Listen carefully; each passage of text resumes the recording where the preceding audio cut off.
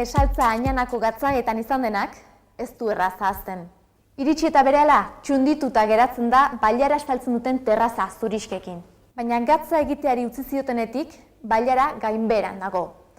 Oraintxu aurkeztu dute ordea, gatzagak berreskuratzeko plan zuzendaria. Andres da Gesaltza Añanako gatzagetako azken gazkina. Lanean jarraitzen du, naiz eta gainerako herritarrek larrainak bertan behera utzi zituzten aspaldi. Arangazia bere begien aurrean hondatzen ari da, baina denek dute gogoan duela 20 urte arana bizirik zegoela.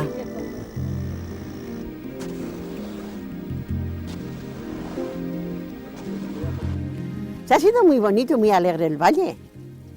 Se ha sido de juerga y de bien y de oír cantar y de chifloteo y de ver montones y tal. Diapiroa da aranaren protagonista nagusia. Lurrazpian gordeta dagoen gatzesko poltsa ikaragarria. Euri ura lurrean sartzen denean, diapiroa zeharkatu eta lurrazpiko gatzak disolbatzen ditu. Ondorioz, gatz askoko iturburuak azaleratzen dira aranean. Urak 210 gramo gatz ditu litroko, itsasurak baino 50 aldiz gehiago. Gazkinek milaka urte daramate ura larrain hauetan lurruntzen. Aditu askoren iritziz, Gesaltza Añana izan daiteke Euskal Herriko herririk zaharrena. Nik beti izaten dut, normalean ondareari buruz hitz egiten dugunean, ondarea baloratzen dugula nolabait formalki edarra denean. Gauzak formalki hain edarrak ez direnean ahaztu egiten ditugu, eta horregatik baskotan garrantzi gehiago ematen digu katedralei, elizei, jauregiei, gazteluei, eta ahaztu egiten ditugu beste moduko ondare bat, Añanako gatzagak ez dute parekorik Europan, eta hau esan beharra dago. Katedrala baditugu dozenaka Europan, ehundaka ere bai, baina Añanako gatzagak bezalako monumenturik ez dakagu.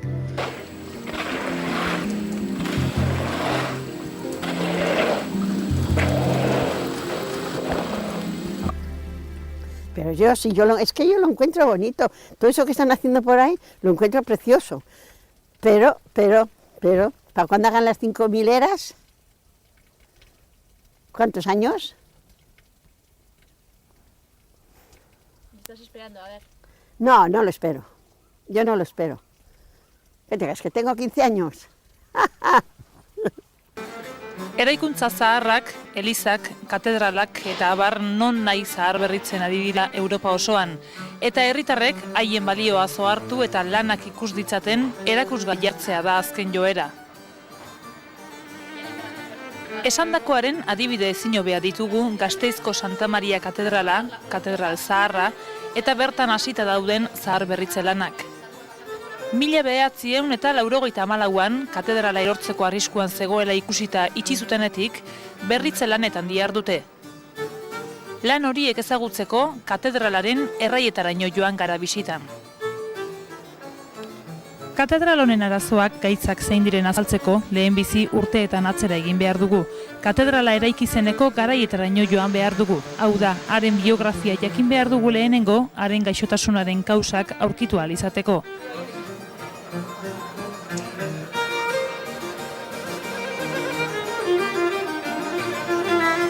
Zurezko gangak edo bobedak kendu eta harrizkoak jarri zituzten, asko astunagoak.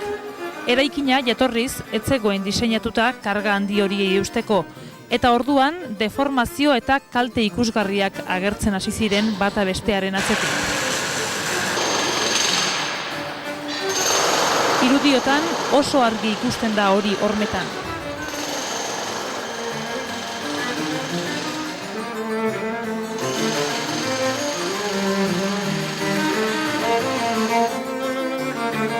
Beraz, eraikina amaitu bezan laster, arazo larriak sortu zirela esan daiteke. Haren historia hurrengo 4 mendeetan, gasteiztarrek eraikina ez erortzeko egindako ahaleginen historia bera da. Hartutako neurriak ez ziren inoiz nahikoak izan, elizaren gaixotasunaren benetako arrazoiak ez ezagunak zirelako.